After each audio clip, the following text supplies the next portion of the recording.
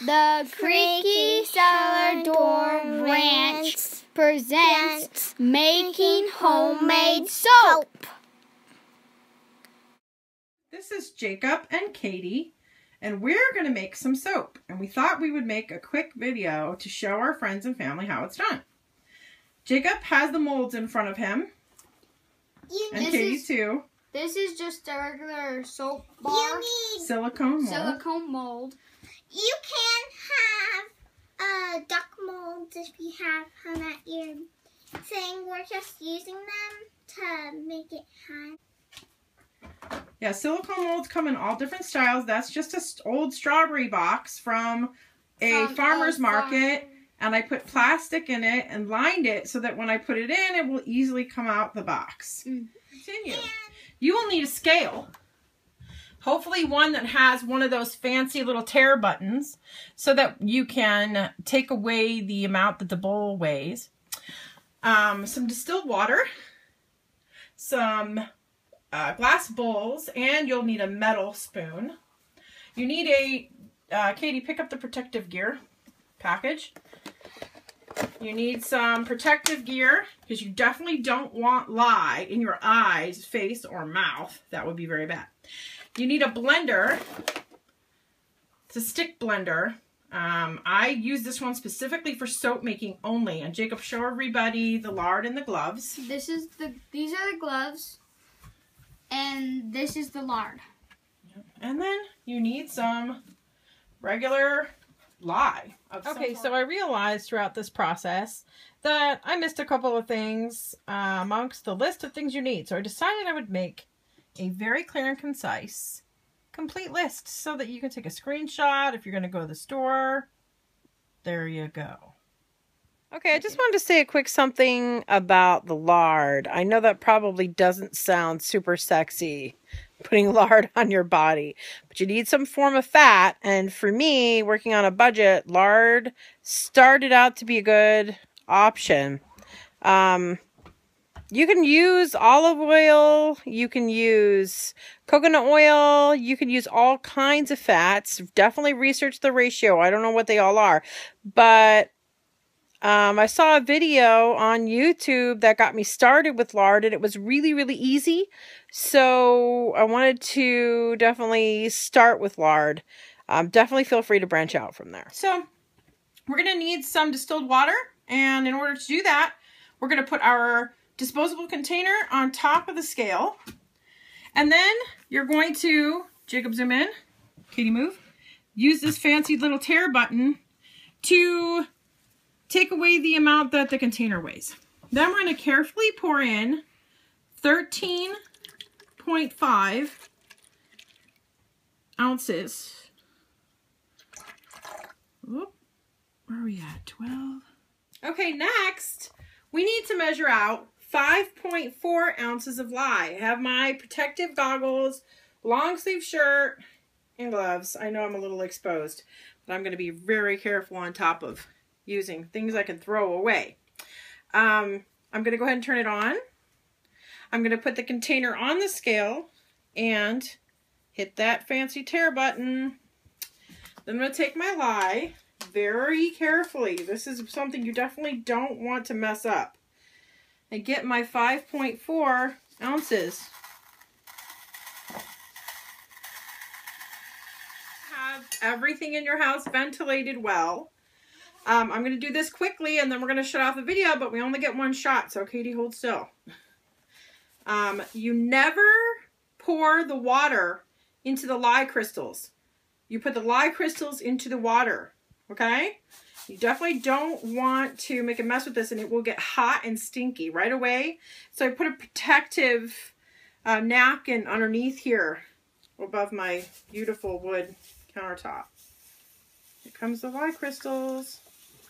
And very quickly you'll start to notice that it will get hot, very hot. Do not let animals or children around this. For some time it will be very hot. See the smoke? No. Okay. My mom had to make 2 boxes. How? One peppermint. Those two are going to be mixed together. And shea butter. Hay butter and frenzy. That mixture is called Elevation. It's a doTERRA blend, but you can use any kind of essential oil. 16-ounce bar of lard inside the pan. I'm making 2 different ones because I'm supposed to have 40 ounces total, so I'm making 2 different batches, as you saw from Katie's video. I'm going to add a little bit of coconut oil to this to make it 20 ounces total. And in this one, I'm going to add the shea butter. So I'm going to end up with 20 ounces in each. 1 mixed with shea butter, 1 mixed with coconut oil. And now, while we wait for the lye mixture to get to 100 degrees and the fat mixture to get to 80, we harass our children. Hi, cutie. Okay, we have 2 batches that we want to make. So I needed to take my lye mixture, find out how much it weighed, and I'm going to split it in half. So I'm basically going to pour this in there until I have half. So it was 20.10. I'm going to pour it very carefully. Okay, protective goggles back on for this. I'm going to move aside the other one, but I have 2 batches going. And I'm going to blend. You don't blend constantly. You kind of stir and then you blend for just a moment.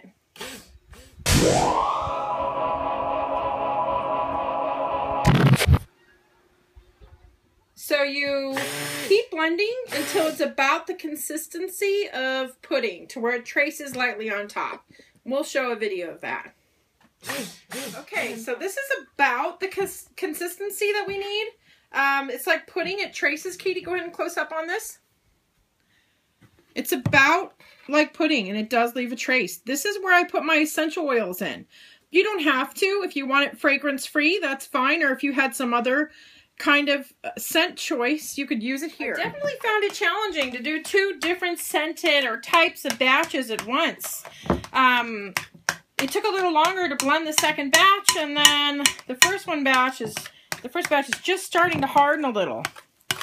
So we're going to mix this up and get it in the molds ASAP. Just use a metal spoon. Remember that it's still hazardous to you. It doesn't cease to be hazardous until it cools off and cures, and that takes 3 weeks to cure, but they say within 24 hours afterwards it's not as dangerous. I would have to check on that before you trust my opinion about that. I'm not a scientist. Okay, Katie definitely wanted to show us filling the ducky molds. Here's me and my mom filling the ducky molds. Part of the process, and again, I don't know the whole science behind it, but part of it has to do with this first 24 hours.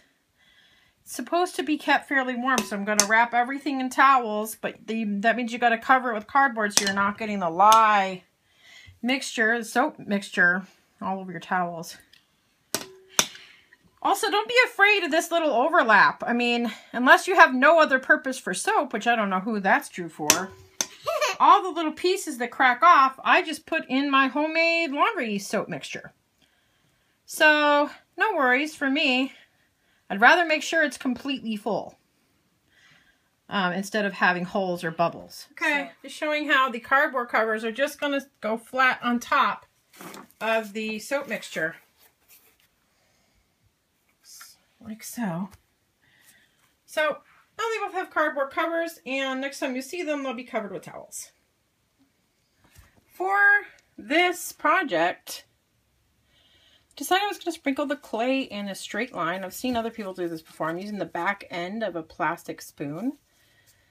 And I'm going to just mix it up. Let's see how it goes.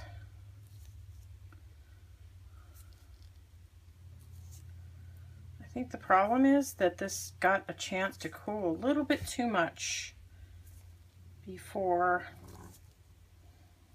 I was able to do this project.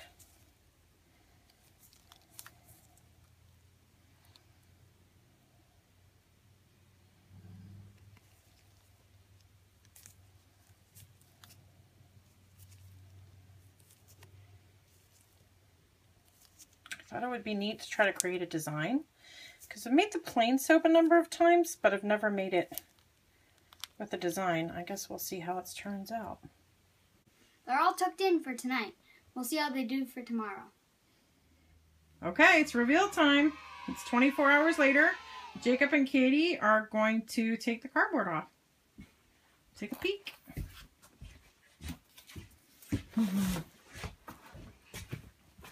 Ooh. Katie and I are going to Open the muff wax. the McQuacks, the duck soaps. I have to probably be pretty careful. Really don't know if this is going to work out or not. And here they are. I would say pop it over. I'll do it. Okay. Push.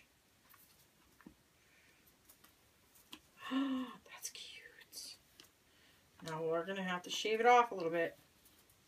Look at that first one. Smell it. Does it smell good? We'll do all the prettying up later, but can you smell it? You smell. How about you do this part and I'll pretty it up. Well, they're not perfect, that's for sure. But we can make these little ducky ones for our home. Okay, so they're pretty imperfect. They've cracked in a number of places or just weren't filled in enough. But wow, the soap looks nice. And Smells nice. Yeah. Oh, no, This is the came off. this is the shea butter and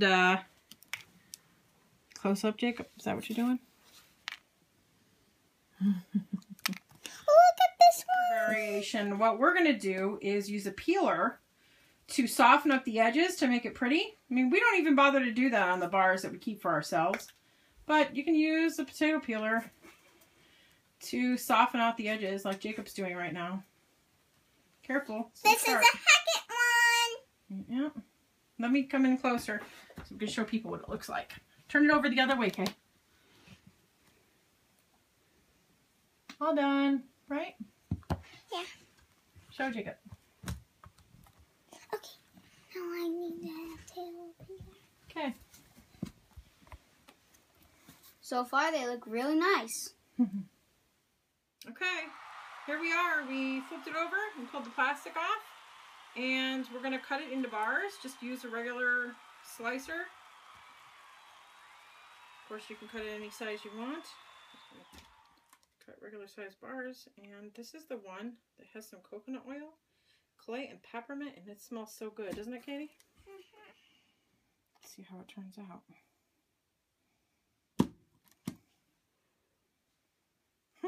It's really neat. It has some of the clay mixed into it. Looks like there's still some powder that didn't get mixed in on the top. But some of it made it through during the stirring process. It's pretty neat. We'll cut all of this into different size bars. And same as, hold on please. Same as what we talked about with the soap that Jacob was holding. If you care about the presentation, you just take a potato peeler. Okay, go ahead and show them. And do this. So that's it. The beautiful finished product. Can't wait to use it. Let it cure for 3 weeks on a rack. And you're good to go. Enjoy. See you next time. Bye, everyone.